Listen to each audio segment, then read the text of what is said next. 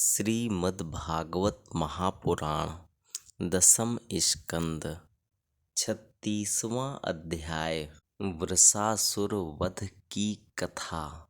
श्री सुखदेव जी बोले, हे राजन, वर्षा ऋतु के आगमन पर राधा रानी ने श्री कृष्णचंद्र जी से यह कहा कि यदि तुम हिंडोला झूलने की लीला करो तो हम सभी सखियां तुम्हारे साथ झूला झूलकर वर्षा के गीत गाएं। यह सुनकर श्री मनमोहन ने कुंजवन में रत्न जटित हिंडोला डलवा दिया। तब राधा रानी आदि सभी गोपियां उत्तमोत्तम वस्त्राभूषण धारण कर उनके साथ झूला झूलने तथा गीत गाने लगीं।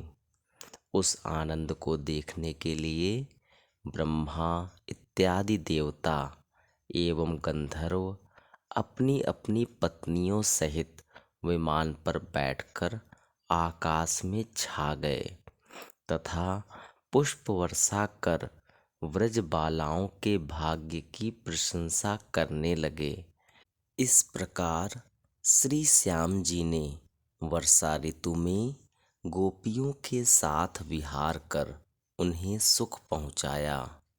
तदुपरांत जब फाल्गुन का महीना आया तो सभी व्रज बालाओं ने श्री श्याम सुंदर के साथ होली खेलने की इच्छा प्रकट की। तब श्री श्याम जी ने उनसे यह कहा कि तुम लोग अपने अपने घर जाकर होली खेलने की तैयारी करो। मैं अपने सब सखाओं को साथ लेकर खेलने आऊँगा। अस्तु, यह निश्चित हो जाने पर श्री नंदनंदन ग्वाल बालों को साथ ले केसरिया वस्त्र पहने, रंग अबीर इत्र आदि लगाए, फूलों के गजरे कंठ में डाले, ढप बांसुरी खंजरी बजाते, फगुआ गाते, गोपियों को गाली देते, अबीर उड़ाते तथा अनेक प्रकार के स्वांग तमाशे नृत्य आदि करते हुए होली खेलने के लिए चल दिए। उस समय सब गोपियां अपने अपने घरों, छज्जों तथा चौबारों से श्री मनमोहन पर रंग तथा गुलाल की वर्षा कर प्रसन्न होती थीं तथा नंदलाल भी उन पर रंग की पिचकारियां मार मार कर हंसते थे। इस प्रकार होली खेलते हुए जब वे श्री राधिका जी के गांव बरसाने में पहुँचे तो श्री राधिका जी भी अपनी सब सखियों सहित 16 श्रृंगार किए हुए रंग भरी पिचकारियां ले लेकर होली खेलने के लिए आ पहुंची। जिस समय दोनों ओर से पिचकारियां चलने लगीं तथा अबीर गुलाल उड़ने लगी, उस समय श्री राधा जी ने अपनी सहेलियों से कहा, हे सखियों, आज श्याम सुंदर को पकड़कर इनसे चीर हरण करने का बदला लेना चाहिए। यह सुनकर एक सखी बलदाऊ जी का वेश बनाकर श्री श्याम सुंदर को धोखे से पकड़ लाई। उस समय सब गोपियां उन्हें चारों ओर से घेर कर खड़ी हो गईं तथा इस प्रकार कहने लगीं, हे चितचोर, तुमने हमारे वस्त्रों की चोरी करके हमें बड़ा दुख पहुंचाया था, सो आज हम तुमसे अपना बदला चुकाए बिना न मानेंगी। इतना कहकर एक सखी ने उनका पीतांबर खींच लिया तथा दूसरी ने आँखों में काजल लगाकर उनके मस्तक पर बेंदी तथा सिंदूर लगा दिया। तदुपरांत अन्य आभूषण पहनाकर उन्हें स्त्री रूप बना दिया। हे राजन, यह देखकर श्री मनमोहन वहां से छिटक कर अपने सखाओं में आ मिले। उस समय गोपियां तो यह सोचकर पछताने लगीं कि ये हमारे हाथ से बचकर निकल गए, और ग्वालबाल उनके स्त्री रूप को देख ताली दे देकर हंसने लगे। तब श्री कृष्ण जी ने एक ग्वाल को सखी रूप बनाकर गोपियों के बीच भेज दिया तथा किसी प्रकार अपना पीतांबर मंगवा लिया। यह देखकर श्री राधिका जी ने हंसते हुए कहा, हे मनमोहन, आज तो तुम अपनी चतुराई से भाग गए, पर फिर किसी दिन बदला लिए बिना ना मानूंगी। यह सुनकर श्री श्याम जी ने उत्तर दिया, हे राधे, मैं तुम्हारा ही कुछ संकोच करता हूँ, अन्यथा कहो तो अभी अपने ग्वाल सखाओं से तुम सबकी दुर्गति करा दूं। उस समय सब गोपियां नंदलाल जी से इस प्रकार कह उठीं कि हे श्याम प्यारे, तुम्हें नंद बाबा की सौगंध है जो तुम ऐसा ना करो। अस्तु, जब राधा, कृष्ण तथा अन्य गोप गोपी खूब होली खेल चुके, तब ललिता सखी ने आकर श्री कृष्ण से इस प्रकार कहा कि हे कृष्ण प्यारे, कल हम सब तुम्हारे गांव में होली खेलने के लिए आएंगे। श्री कन्हैया जी इस पर अपनी स्वीकृति देकर सखाओं सहित अपने घर लौट गए। हे परीक्षित, दूसरे दिन पुनः प्रातः काल होने पर श्री राधा रानी अपनी सब सखियों को साथ ले 16 श्रृंगार कर कंचन थालों में अबीर गुलाल भरे फगुआ गाती हुई नंदगांव में यशोदा जी के घर जा पहुंची। उस समय श्री श्याम बलराम भी अपने सखाओं सहित फगुआ खेलने आ पहुँचे तथा राधा आदि ब्रज बालाओं के साथ होली खेलने लगे। जब अबीर गुलाल उड़ने पर चारों ओर लाल ही लाल हो गया, उस समय ललिता आदि कई सखियां श्री श्याम सुंदर को पकड़ने के लिए दौड़ीं, परंतु जब वे छिटक कर दूर चले गए, तब बलराम जी को ही पकड़ ले गईं। उस समय राधा रानी आदि सखियों ने बलराम जी को काजल की बेंदी लगा दिया। जब बलराम जी ने बहुत विनय की, तब कहीं जाकर उन्हें छोड़ा। उस समय बलराम जी के रूप को देख श्री मनमोहन सब सखाओं सहित हंसने लगे। तभी ब्रज बालाओं ने घात लगाकर श्री नंदलाल को भी पकड़ लिया। उस समय चंद्रावली सखी ने उन्हें सुनाकर इस प्रकार कहा, हे प्यारे, आज चीर हरण के बदले तुम्हें नंगा किए बिना न मानूंगी। तभी ललिता सखी ने श्री श्याम सुंदर की मुरली छीन ली और उसे बजाने लगी। एक सखी ने आगे बढ़कर श्री नंदलाल को रंग अबीर से नहलाकर आंखों में काजल तथा माथे पर बिंदी लगा दी। दूसरी ने उनका पीतांबर छीन लिया तथा उन्हें लहंगा, साड़ी और अंगिया आदि पहना दिया। तीसरी सखी ने मोतियों से मांग भर दी। इस प्रकार उन्हें पूर्णतः स्त्री रूप बनाकर राधा रानी के पास बैठा दिया। उस समय श्री राधिका जी ने उनके गालों पर बड़े प्रेम से इत्र तथा अबीर लगाकर मुख चूम लिया। तदुपरांत सखियों ने राधा कृष्ण की परस्पर गांठ बांध दी तथा प्रसन्नता में भरकर इस प्रकार कहने लगीं कि यह युगल जोड़ी चिरंजीवी बनी रहे। कुछ देर बाद श्री यशोदा जी ने ललिता सखी को अपने पास बुलाकर यह कहा कि अब भोजन का समय हो गया है, अतः तू सबको भीतर बुला ला। अस्तु, जब ललिता आदि सखियां भोजन करने के लिए भीतर घर में गईं, उस समय श्री नंदलाल छूटकर अपने साथियों के बीच आ पहुँचे। तब सब गोप ग्वाल उन्हें शपथ खिला कान पकड़ उसी रूप में नंद यशोदा के पास ले पहुँचे। उस समय नंद यशोदा उनके स्वरूप को देख अत्यंत प्रसन्न हो उन्हें गोद में बैठाकर पूछने लगे, हे लाल, तेरा यह स्वरूप किसने बनाया है? श्री श्याम सुंदर ने उत्तर दिया, हे बाबा, ललिता आदि सखियों ने मेरा ऐसा रूप कर दिया है। उन्होंने मुझे वस्त्राभूषण पहनाए हैं। यह सुनकर सब पुनः प्रसन्न हो उठे।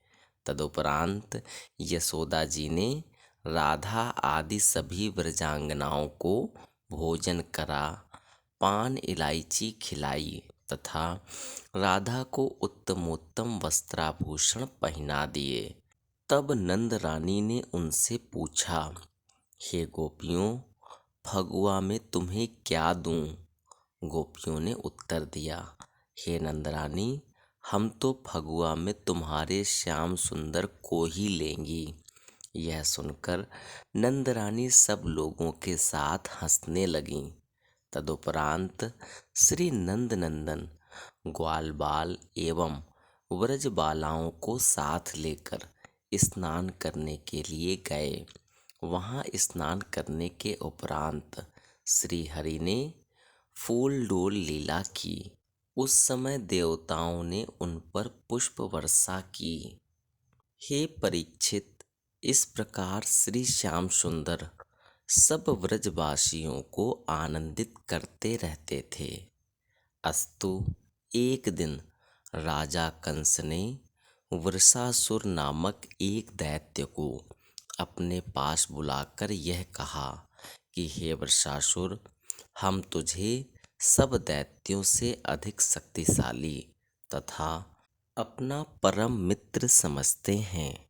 यदि तुम नंद के पुत्र कृष्ण को मार डालो तो हम तुम्हारे अत्यंत आभारी हों। यह सुनकर वह वृषासुर नामक दैत्य कंस को विश्वास दिला पर्वत के समान ऊंचे बैल का स्वरूप बना बादल की भांति गरजता हुआ संध्या के समय वृंदावन में जा पहुंचा। वहां वह अपने मुंह से आग निकाल सींग पूंछ फटकारता हुआ ऐसा चिल्लाया कि उस शब्द को सुनकर व्रज की स्त्रियों के गर्भ गिर पड़े। वह अपने खुरों से पृथ्वी को खोदता हुआ सींगों पर पर्वत उठाकर पलटने लगा। उसे देखकर दिक्पाल दहल गए तथा पृथ्वी थर-थर कांपने लगी। उस समय सब ब्रजवासी उसे काल के समान कराल देखकर श्री कृष्ण जी को पुकारने लगे। उधर संध्या होने पर गोप ग्वालों तथा गौ बछड़ों के साथ घर लौटते हुए श्री श्याम सुंदर जैसे ही उसके निकट पहुँचे, वैसे ही गौ बछड़े तो उसे देख पूंछ उठाकर भागने लगे तथा ग्वाल बाल रोने लगे। यह देखकर श्री कृष्ण जी सबको धैर्य बंधा वृषासुर के सम्मुख पहुंचकर इस प्रकार कहने लगे, अरे कपटी दैत्य, तू ग्वालों तथा गायों को क्या डराता है? मेरे सामने आ। मैंने तुझ जैसे न जाने कितने राक्षसों को मारा है। यह सुनकर वह दैत्य प्रसन्न हो अपने मन में सोचने लगा कि चलो अच्छा हुआ जो यह स्वयं ही मेरे सामने आ पहुंचा। अब मैं इसे मारकर अभी राजा कंस के पास पहुंचाए देता हूँ।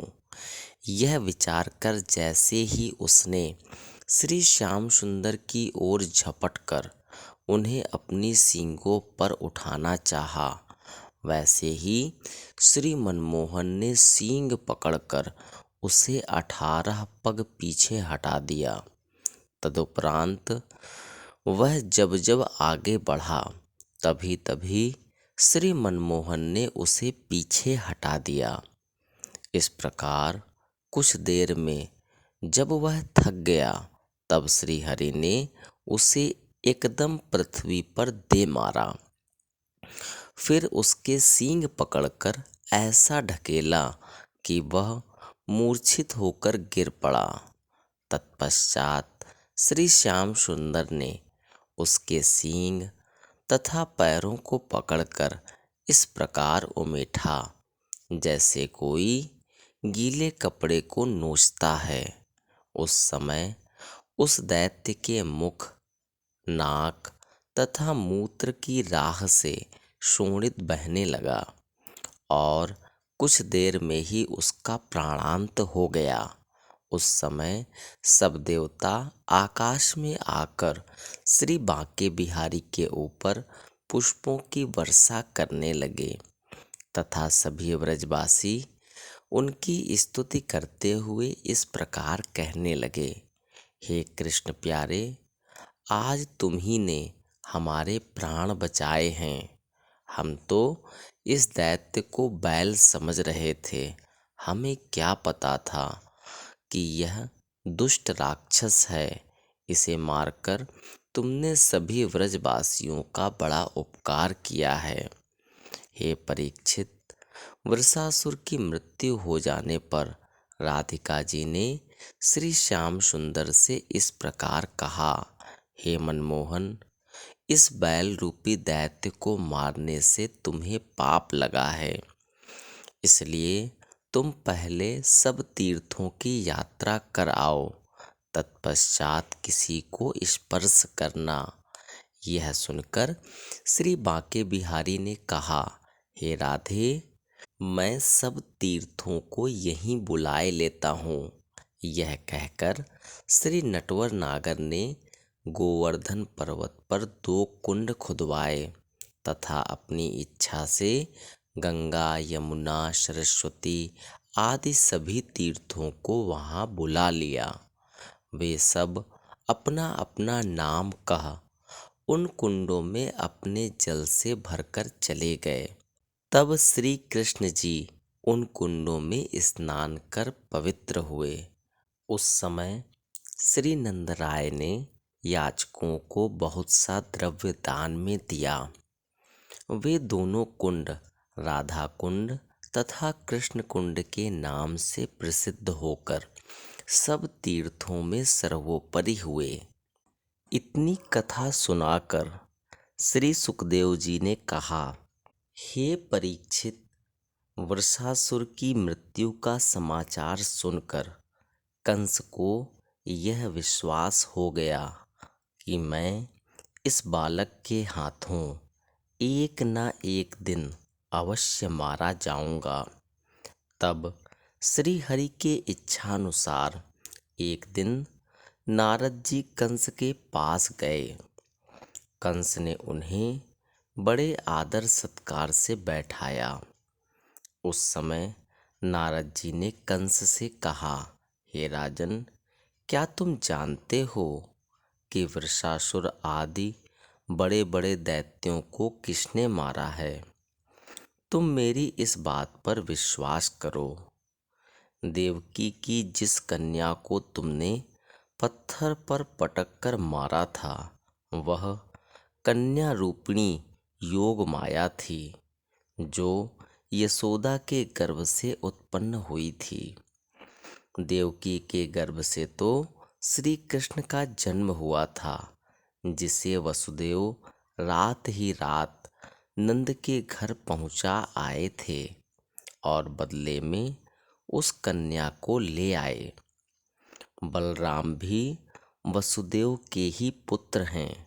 उन्हें योग माया ने देवकी के गर्भ से निकालकर रोहिणी के गर्भ में पहुंचा दिया था। उसके संबंध में वसुदेव ने तुमसे गर्भपात होने का बहाना बना दिया था। वसुदेव ने अपनी पत्नी रोहिणी को तुम्हारे भय के कारण पहले से ही नंद जी के यहाँ भेज रखा था। हे कंस, जब देवकी के गर्भ से पहले पुत्र ने जन्म लिया था, तभी हमने तुमसे यह कहा था कि तुम वसुदेव की प्रत्येक संतान से चैतन्य रहना, परंतु तुम असावधान ही बने रहे। तुम्हारा भी कोई विशेष दोष इसलिए नहीं है कि भाग्य का लिखा किसी प्रकार मिट नहीं सकता है। नारद जी के ऐसे वचन सुनकर कंस थर थर कांपने लगा। तदुपरांत वसुदेव देवकी को वहीं बुलवाकर उनसे इस प्रकार कहने लगा। अरे वसुदेव, तुम बड़े ठग हो।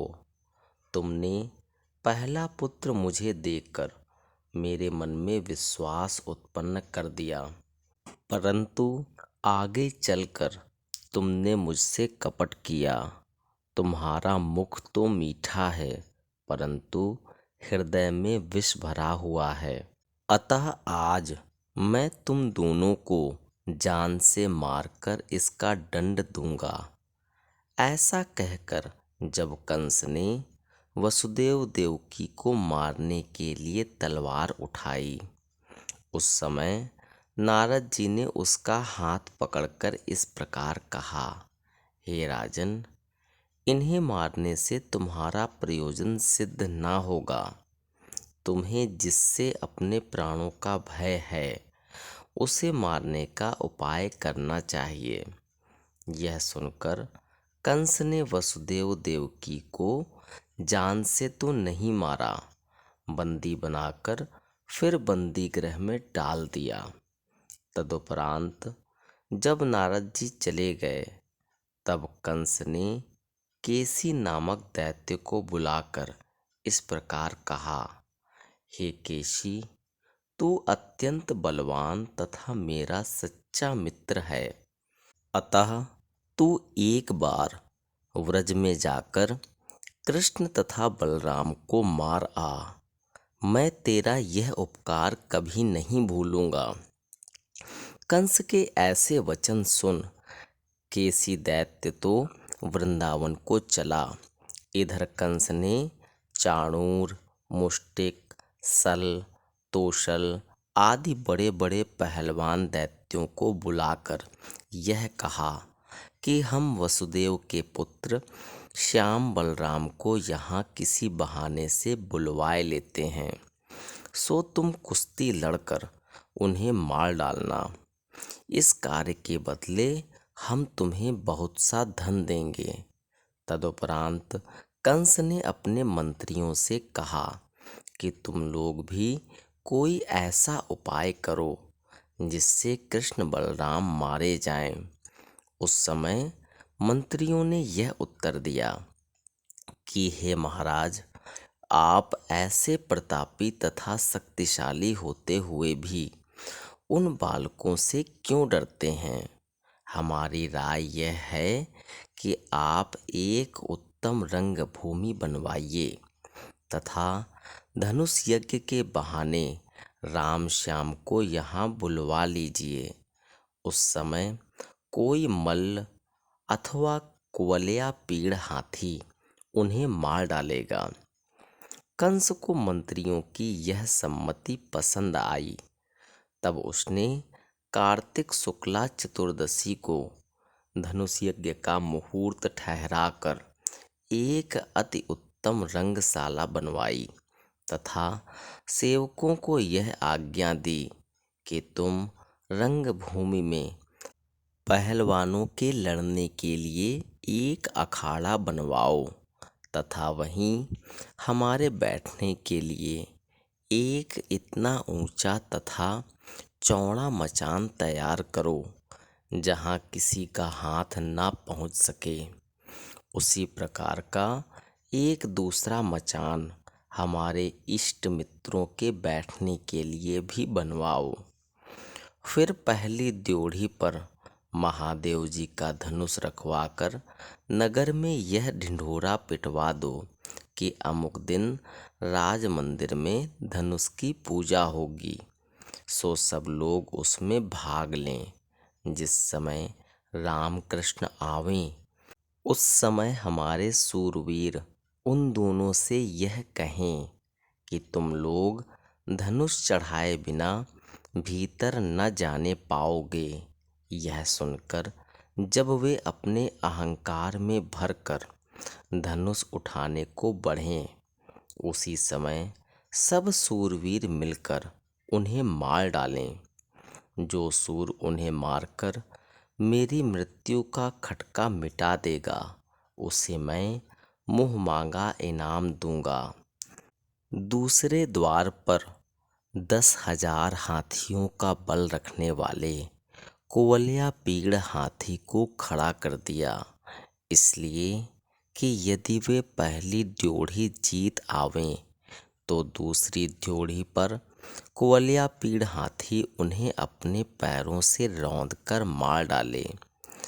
तीसरी ड्योढ़ी पर रंगभूमि के स्थान पर अनेक सूरवीर अस्त्र शस्त्र लिए सावधान बैठे रहें, ताकि यदि वे भीतर आ पहुँचें तो सब लोग उन्हें एक साथ टूटकर मार डालें। हे परीक्षित, इस प्रकार आज्ञा देकर कंस अपनी सभा में आ बैठा तथा सब लोगों की ओर देखता हुआ यह विचार करने लगा कि कृष्ण को बुलाने के लिए किसे भेजा जाए। उस समय कंस को अक्रूर से अधिक बुद्धिमान और कोई दिखाई नहीं दिया। तब उसने अक्रूर की प्रशंसा करते हुए इस प्रकार कहा, हे अक्रूर, मैं तुम्हें बुद्धिमान तथा अपना मित्र जानकर यह बात कहता हूँ कि वसुदेव के पुत्र रामकृष्ण से मुझे अपने प्राणों का भय हर समय लगा रहता है। इस बात को तुम भी जानते ही होगे। अतः जिस प्रकार विष्णु भगवान ने देवताओं की रक्षा करने के लिए वामन स्वरूप धरकर राजा बलि से दान लिया तथा इंद्र की रक्षा की, उसी प्रकार इस समय तुम्हें भी हमारी सहायता करनी चाहिए। तुम वृंदावन जाकर धनुष यज्ञ देखने के लिए बलराम तथा कृष्ण को नंद उपनंद आदि गोप ग्वालों सहित यहाँ लिवा लाओ। इससे मैं तुम्हारा अत्यंत उपकार मानूंगा। तुम मेरे रथ में बैठकर चले जाओ। हे अक्रूर, मैं तुम्हें यह भी बता दूं कि मैंने रामकृष्ण को मारने के लिए पहले द्वार पर सूरवीर तथा दूसरे द्वार पर कुवलया पीड़ हाथी को नियुक्त कर दिया है। यदि वे उसके हाथों से बचते हुए भीतर आ पहुँचे तो मुष्टिक तथा चाणूर आदि उन्हें मार डालेंगे। यदि वे सबसे बच गए तो अंत में मैं स्वयं ही उन्हें मारकर बाद में वसुदेव, देवकी, उग्रसेन तथा यदुवंशियों को मार डालूंगा। इन सब के बाद संसार से सभी हरि भक्तों को नष्ट करके अपने श्वशुर जरासंध तथा बाणासुर, दंतवक्र आदि मित्रों सहित सुखपूर्वक राज्य करूँगा। तुम नंद से यह भी कह देना कि वे यज्ञ के लिए बकरे भैंसे आदि की भेंट लेकर शीघ्र आवें। तब तक इसी बहाने मैं अपने इष्ट मित्रों को भी यहाँ बुलाए लेता हूँ। हे परीक्षित, कंस के ऐसे अभिमानपूर्ण वचन सुनकर अक्रूर ने उत्तर दिया, हे राजन, यदि आप क्रोध ना करें तो मैं आपसे कुछ प्रार्थना करना चाहता हूँ। यह सुनकर कंस बोला, कहो, हम क्रोध नहीं करेंगे। तब अक्रूर ने कहा, हे राजन, आपने जो आज्ञा दी है वह कार्य तो मैं करूँगा ही, परंतु आपको यह समझा देना आवश्यक समझता हूँ कि जो रावण काल को अपना बंदी बनाकर कैद में डाले हुए था, जब वह भी मृत्यु के मुख से न बच सका, तो अन्य लोगों के बारे में कहा ही क्या जा सकता है। परमेश्वर की जो इच्छा होती है उसे कोई तिल भर भी घटा बढ़ा नहीं सकता। मनुष्य सोचता कुछ है, परंतु होता वही है जो श्री नारायण जी चाहते हैं। अस्तु, मैं आपकी आज्ञानुसार रामकृष्ण को यहाँ ले तो आऊँगा, परंतु मेरी सम्मति में आपका उनसे विरोध करना ठीक नहीं होगा। 37वां अध्याय, केसी तथा व्योमासुर वध की कथा। श्री सुखदेव जी बोले, हे राजन, जिस प्रकार श्री कृष्णचंद्र जी ने केसी तथा व्योमासुर दैत्य को मारा, तथा जिस प्रकार नारद जी ने श्री मनमोहन की स्तुति की, अब हम वह कथा सुनाते हैं, सुनो। जब कंस ने श्याम बलराम को मारने के लिए केसी दैत्य को भेजा, तब वह बड़ा लंबा चौड़ा घोड़े का स्वरूप धरकर प्रातःकाल वृंदावन में जा पहुंचा। वहां जब वह पूंछ फटकारने तथा लाल आंखें निकालकर अपनी टापों से पृथ्वी को खोदने लगा, उस समय सभी गोप ग्वालों ने भयभीत होकर अपने मन में यह विचार किया कि इस महाप्रलय रूपी घोड़े के हाथ से हमारे प्राण किसी प्रकार नहीं बचेंगे। तदुपरांत उन्होंने अत्यंत भयभीत हो श्री कृष्ण जी के पास जाकर उस घोड़े का हाल कह सुनाया।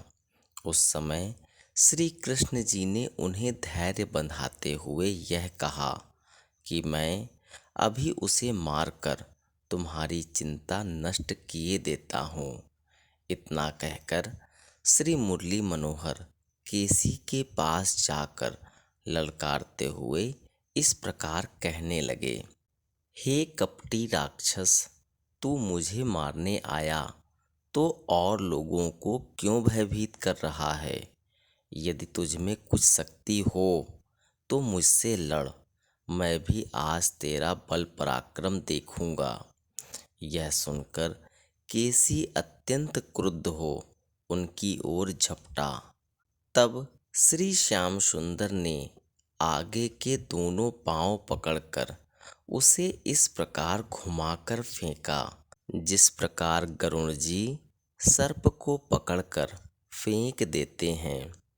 200 पग की दूरी पर गिरने से जब घोड़ा कुछ देर मूर्छित रहा तथा चैतन्य होने पर फिर श्री मनमोहन की ओर झपटा, तो श्री श्याम जी ने अपने हाथ को लोहे के समान कठोर बनाकर उसके मुंह में इस प्रकार डाल दिया, जिस प्रकार सर्प बिल में घुस जाता है।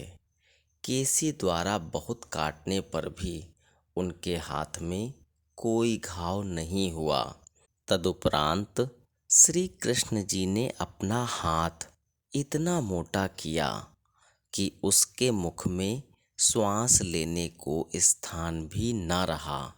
उस समय केसी अपने मन में यह सोचने लगा कि जिस प्रकार मछली वंशी को निगलने के लोभ में अपने प्राण दे देती है, उसी प्रकार आज श्याम सुंदर से वैर करने के कारण मेरी मृत्यु निश्चित दिखाई देती है। यह विचार कर उसने श्री नंदलाल के हाथों को अपने मुख से बाहर निकालना चाहा, परंतु जब वे नहीं निकले तब वह चिल्लाता हुआ पृथ्वी पर गिर पड़ा और उसका पेट खरबूजे के समान फट गया, जिससे उसके प्राण निकल गए तथा शरीर से नदी के समान रक्त बहने लगा। उसके मारे जाने पर देवताओं ने प्रसन्न होकर श्री कृष्णचंद्र जी के ऊपर पुष्पों की वर्षा की। उस समय सभी व्रजवासी श्री श्याम सुंदर से इस प्रकार कहने लगे कि हे प्रभु, आज तुम ही ने इस दैत्य को मारकर हमारे प्राणों की रक्षा की है, अन्यथा यह हम सबको मार डालता। नंद और यशोदा ने श्री कृष्ण जी को गोद में उठाकर बार बार मुख चूमा तथा उनके हाथ से बहुत सा दान दिलवाया। श्री सुखदेव जी बोले, हे परीक्षित, जब कंस ने केसी राक्षस के मारे जाने का समाचार सुना तो वह मूर्छित होकर गिर पड़ा। उधर श्री कृष्णचंद्र जी केसी को मारने के उपरांत वहां से कुछ दूर कदम्ब के नीचे जाकर खड़े हो गए। उसी समय नारद जी वहां पहुंचकर श्री श्याम सुंदर की इस प्रकार स्तुति करने लगे। हे त्रैलोक्याधिपति, आपने केसी राक्षस को मारकर श्रेष्ठ कार्य किया है। हे ज्योति स्वरूप, मुझे चाणूर, मुष्टिक, सल, तोशल आदि मल्ल तथा राजा कंस एवं उसके दंतवक्त्र आदि मित्र मरे हुए से दिखाई देते हैं। हे प्रभु, आप मेरा दंडवत स्वीकार करें। हे अविनाशी, आप जरासंध, शिशुपाल आदि अधर्मी राजाओं को मारकर महाभारत में 18 अक्षौहिणी सेना का संहार करा देंगे। हे दीनानाथ, आपको मेरा नमस्कार स्वीकार हो। हे गोपी वल्लभ, आप समुद्र के बीच द्वारिकापुरी बसाकर पांडवों को इहलोक तथा परलोक का सुख प्रदान करेंगे। हे लक्ष्मी रमण, मैं आपको प्रणाम करता हूँ। हे दीनबंधो, आप काल यवन तथा भौमासुर आदि को मारकर 16 सहस्त्र 100 कन्याओं के साथ, जिसे उसने अपने विवाह के लिए एकत्र किया है, अपना विवाह करेंगे। हे दुष्ट दलन, आप शिशुपाल को जीतकर रुक्मिणी का विवाह अपने साथ करेंगे तथा उसकी मनोभिलाषा को पूर्ण करेंगे। हे नाथ, आज के तीसरे दिन मैं आपके हाथ से कंस को मरा हुआ देखूंगा। हे जगदाधार, आप इंद्रलोक से पारिजात का वृक्ष लाकर सत्यभामा के घर में स्थापित करेंगे। आप ही राजा नृग को गिरगिट की योनि से मुक्ति प्रदान करेंगे। श्यामंतक मणि लाने के समय आप जाम्बवान नामक भालू की पुत्री जाम्बवती के साथ अपना विवाह करेंगे। हे जगदीश्वर, इस समय कंस के घोर अधर्म के कारण पृथ्वी पर हाहाकार मचा हुआ है तथा गो, ब्राह्मण एवं ऋषि मुनियों को बहुत कष्ट हो रहा है, अतः आप दया करके पृथ्वी का भार उतारिए।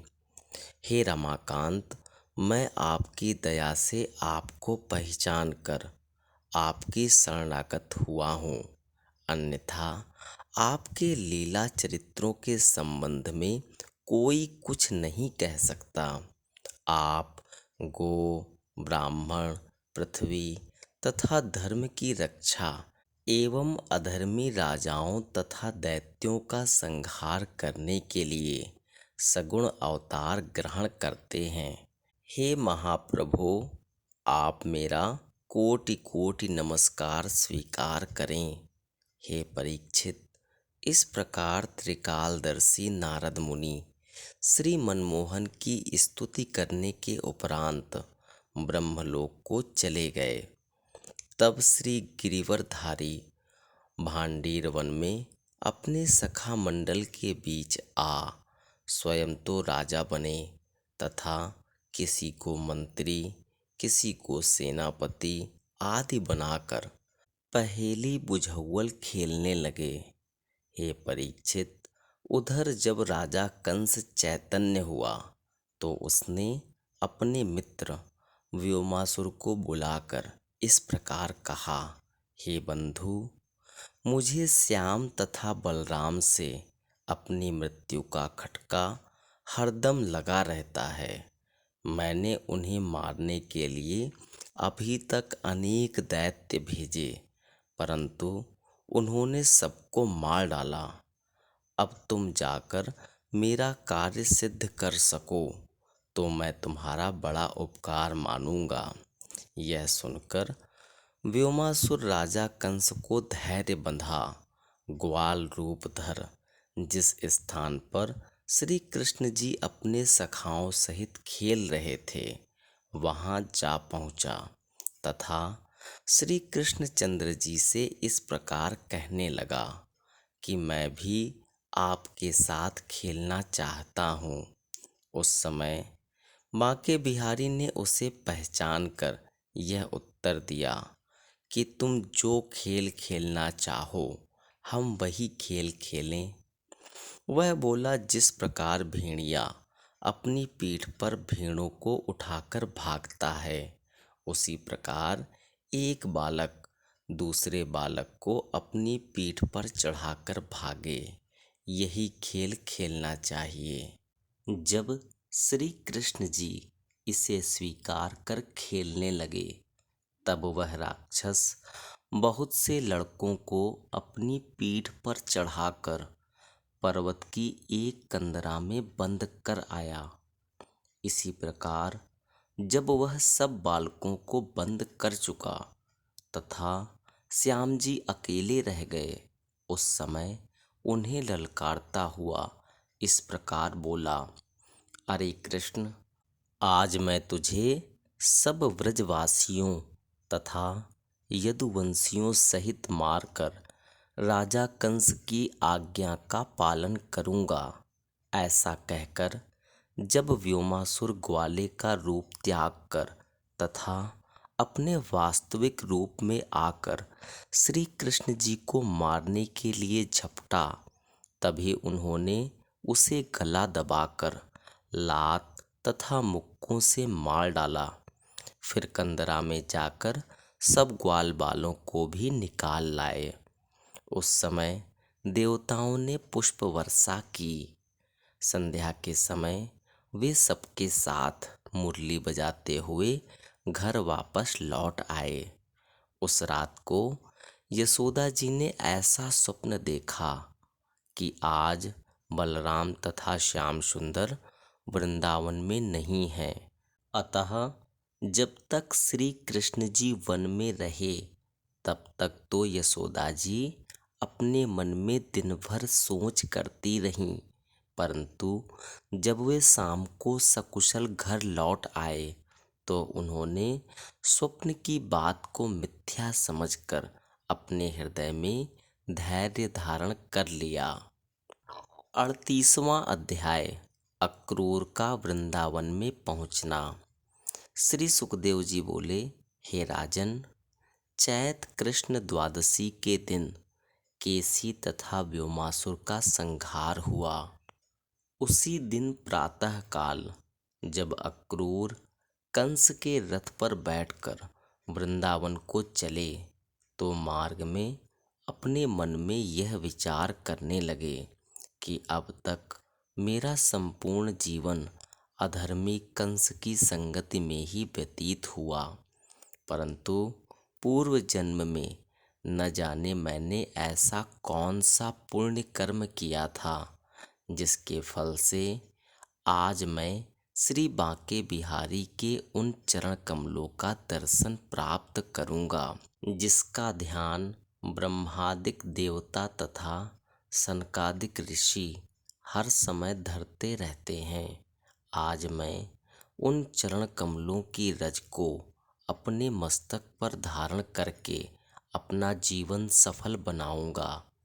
जिस प्रकार पापी लोग सत्संग के द्वारा कृतार्थ हो जाते हैं, उसी प्रकार आज मुझे भी यह सौभाग्य प्राप्त हुआ है। राजा कंस ने मुझ पर बड़ी कृपा की, जो उसने मुझे इस कार्य के लिए भेजा।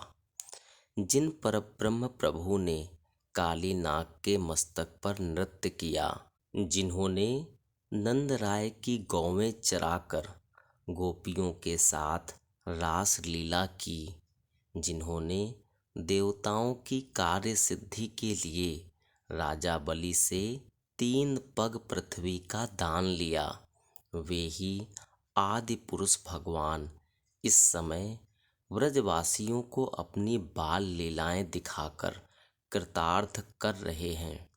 जिनके दर्शनों की कामना लक्ष्मी, नारद, मार्कंडेय ऋषि तथा अम्बरीश जैसे महात्मा निरंतर करते रहते हैं, उनका दर्शन तथा स्पर्श व्रज के गोपी ग्वालों को हर समय प्राप्त होता रहता है। इससे बढ़कर उनका सौभाग्य और क्या होगा। आज मुझे शुभ शकुन दिखाई दे रहे हैं। इससे विश्वास होता है कि मुझे श्री हरि के दर्शन अवश्य प्राप्त होंगे। हे मन, वे आदि निरंकार प्रभु सर्वप्रथम थे तथा सबके अंत में भी वे ही रहेंगे। यदि तू यह संदेह करे कि उन्होंने संसार में जन्म क्यों लिया, तो तू ऐसा विचार कभी भी अपने समीप मत आने देना। उन्होंने अपने भक्तों को सुख देने तथा संसार के अधर्मी जीवों को भवसागर से पार उतारने के लिए ही अपनी इच्छा से जन्म लिया है। उनका भेद तो कोई प्राप्त नहीं कर सकता। वे संसारी माया से रहित तथा तीनों गुणों से पृथक हैं। दैत्यों के भी बड़े भाग्य हैं कि जब नारायण जी उनका संहार करते हैं, तब वे उस पद को प्राप्त करते हैं जहाँ मनुष्य सहस्रों वर्षों तक तपस्या करने पर भी नहीं पहुँच पाता। मेरा भाग्योदय हुआ जो मैं आज ऐसे प्रभु के पावन चरण कमलों के दर्शन प्राप्त कर अपना जन्म सफल करूँगा। मैं सर्वप्रथम उन ग्वाल बालों को दंडवत करूँगा जो दिन रात श्री श्याम सुंदर का दर्शन प्राप्त करते हैं। तदुपरांत मैं उन श्री दीनदयालु की चरण रज को अपने मस्तक पर धारण करूँगा, जिनकी पदरज को पाने के लिए ब्रह्मा आदि देवता भी लालायित बने रहते हैं। मुझे यदि कोई संकोच है तो केवल यही है कि वे मुझे कंस का भेजा हुआ जानकर कहीं संदेह न कर बैठें। परंतु जिस प्रकार मैं मन, वचन, कर्म से उन्हें अपना स्वामी समझता हूँ, उसी प्रकार वे अंतर्यामी भी मुझे अपना दास जानकर अवश्य अपनाएंगे। जब वे कृपा निधान मेरा हाथ पकड़कर घर के भीतर ले जाएंगे, उस समय मैं उन्हें कंस का सब सच्चा हाल बता दूंगा। इस प्रकार विचार करता हुआ अक्रूर 3 कोस का मार्ग दिन भर में समाप्त करके संध्या के समय वृंदावन में जा पहुंचा। जिस समय उसने वहां की पृथ्वी पर शंख, चक्र, गदा, पद्म तथा ध्वजा अंकित श्री कृष्ण जी के चरण चिन्हों को देखा तो उसने रथ से उतरकर उस धूलि को अपने मस्तक पर चढ़ा लिया। उस समय जब प्रेम मग्न होने के कारण अक्रूर की आंखों से आंसू बहने लगे, तब सब गोपी ग्वाल उसके सच्चे स्नेह को देखकर अपनी प्रीति का गर्व भुला बैठे। वे सब परस्पर इस प्रकार कहने लगे कि देखो, हमारे बड़े भाग्य हैं कि जिनके चरण कमलों की रज को अक्रूर अपने मस्तक पर चढ़ा रहे हैं, वे ही श्याम सुंदर हर समय हमारे साथ रहते हैं। इतनी कथा सुनाकर श्री सुखदेव जी बोले, हे परीक्षित, उसी समय श्री श्याम सुंदर पीतांबर पहने तथा वनमाला गले में डाले हुए बलराम एवं अन्य गोप ग्वालों के साथ वन से गौ चराकर वृंदावन को लौटे। तब उन्हें दूर ही से देखकर अक्रूर उनके चरणों पर जा गिरा तथा अनन्य प्रेम के कारण फूट फूट कर रोने लगा। कुछ देर बाद जब हृदय हल्का हुआ, तब वह हाथ जोड़कर श्री कृष्णचंद्र जी से इस प्रकार कहने लगा, हे प्रभु, मैं आपका दास अक्रूर नामक यादव हूँ। यह सुनते ही श्री कृष्ण जी उसे बड़ा जानकर अपने पांवों पर से उसका मस्तक उठाने लगे, परंतु वह ऐसा प्रेम मग्न हो रहा था कि किसी भी प्रकार उनके चरण कमल छोड़ने को तैयार न था। यह दशा देखकर श्याम तथा बलराम जी ने प्रेम पूर्वक उसका मस्तक पकड़कर ऊपर उठाया तथा उसे चाचा कहकर घर ले गए। जिस समय नंदराय जी ने अक्रूर को देखा तो वे उनसे गले मिले। तदुपरांत जब श्री कृष्णचंद्र जी उसे आसन पर बैठाकर अत्यंत प्रेम पूर्वक उसके चरण धोने लगे, उस समय वह लज्जित होकर अपने पांव खींचने लगा। यह देखकर श्री श्याम सुंदर ने कहा, हे चाचा, आप हमारे पिता तुल्य हैं, अतः आपकी सेवा करना हमारा धर्म है। इतना कहकर श्री बांके बिहारी ने उसके चरण धोए। तत्पश्चात 36 प्रकार के व्यंजन खिलाकर पान सुपारी दी। जब वह पलंग पर लेटा तो श्याम जी तथा बलराम जी दोनों ही उसके पांव दबाने लगे। उस समय नंद, उपनंद आदि ने अक्रूर के पास आकर पूछा, हे अक्रूर, हमारे वसुदेव देवकी किस प्रकार रह रहे हैं तथा राजा कंस प्रजा का पालन किस प्रकार कर रहा है? हमारी समझ में तो जब तक कंस जीवित है तब तक गौ, ब्राह्मण तथा प्रजा को सुख प्राप्त नहीं होगा, क्योंकि जहाँ का राजा अधर्मी तथा निर्दयी हो, वहाँ की प्रजा सुख से नहीं रह पाती। कंस से अधिक निर्दयी तथा अधर्मी और कौन होगा, जिसने अपनी बहन के 6 पुत्रों को निरपराध मार डाला। ऐसे मनुष्य को तो हत्यारा ही कहना चाहिए। नंद जी के ऐसे वचन सुनकर अक्रूर ने उत्तर दिया, हे नंदराय, कंस जब से उत्पन्न हुआ है तभी से सब यदुवंशी तथा प्रजा लोग कष्ट पा रहे हैं। जिस प्रकार बकरियों के झुंड में एक भेड़िया हो तो सबको अपने प्राणों का भय बना रहता है, उसी प्रकार जब तक कंस जीवित है तब तक मथुरा वासियों को सुख प्राप्त नहीं होगा। उसका हाल हम तुमसे क्या कहें, तुम तो स्वयं ही सब जानते हो।